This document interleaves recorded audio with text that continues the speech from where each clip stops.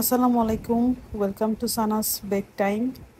আজকে আমরা একটি সিম্পল কেকের ডেকোরেশন দেখব রিবন দিয়ে। এটাকে ভিনটেজ কেকের ডেকোরেশন লাস্ট পার্ট আসলে। এখন জাস্ট আমরা আমাদের যে রিবনগুলো আগে থেকে আমি রেডি করে রেখেছিলাম সেগুলো জাস্ট ফিক্স করব। সো আশা করি আপনাদের ভালো লাগবে ভিডিওটি। খুবই সিম্পল এবং এই রিবনটা মেক করার টিউটোরিয়াল অনেক আছে। আপনারা জাস্ট ইউটিউবে দেখলেই পারবেন। আমি ফার্স্ট টাইম ইউটিউবে দেখেই আসলে এটা করেছি।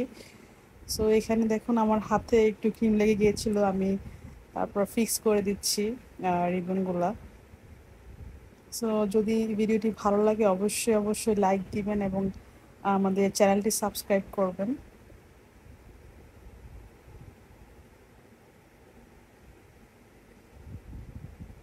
তো এই ভিডিওটি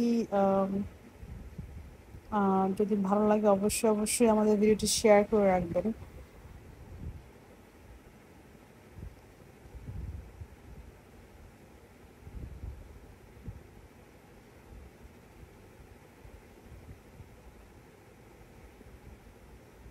সো যখন আপনি এই রিবনগুলো ফিক্স করবেন একটু কেয়ারফুলি আসলে করতে হয়।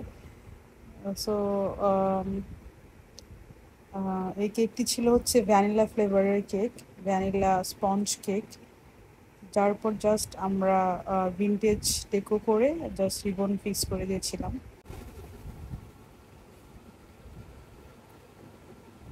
সো ফাইনালি এখানে আমরা কিছু সুগার বল দিব।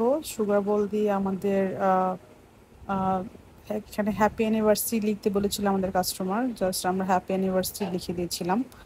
তো আশা করি ভিডিওটি আপনাদের ভালো লেগেছে।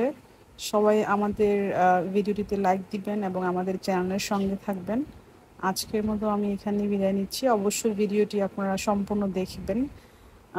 সবাই ভালো থাকবেন। আল্লাহ হাফিজ। আসসালামু আলাইকুম।